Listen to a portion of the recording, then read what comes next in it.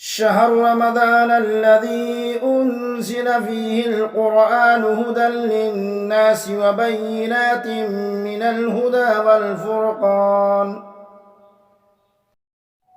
السلام علیکم ورحمۃ اللہ وبرکاتہ. الحمد للہ وحدہ والصلاة والسلام علی من لا نبی بعدہ.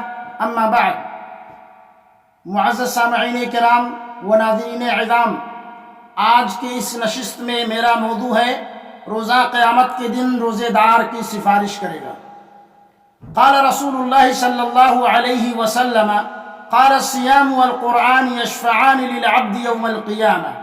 يقول الصيام أي ربي منعته الطعام والشهوة فشفعني فيه، ويقول القرآن منعته النوم بالليل فشفعني فيه.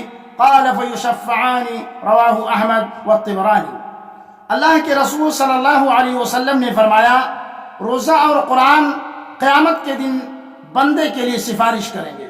روزہ کہے گا، اے میرے رب، میں نے اس بندے کو کھانے پینے اور اپنی خواہشات پوری کرنے سے روکے رکھا، لہذا اس کے بارے میں میری سفارش قبول فرما. قرآن کہے گا، اے میرے رب، میں نے اس بندے کو رات قیام کے لیے سونے سے روکے رکھا، لہذا اس کے بارے میں میری سفارش قبول فرما. چنانچہ دونوں کی سفارش قبول کی جائے گی. اور اسی طرح اللہ کے رسول صلی اللہ علیہ وسلم نے فرمایا کہ جنت کے 8 دروازے ہیں.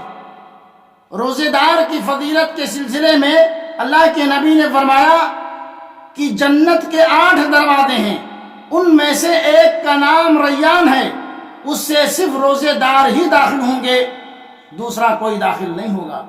لہذا آخر میں اللہ رب العالمین سے دعا ہے کہ اللہ تعالی ہم تمام مسلمانوں کو روزہ رکھنے کی توفیق عطا فرمائے، اور اللہ تعالی ہم تمام مسلمانوں کو باب ریان سے داخل ہونے کی شرف قبولیت عطا فرمائے. آمین یا رب العالمین. وما علینا الا البلاغ. والسلام علیکم ورحمۃ اللہ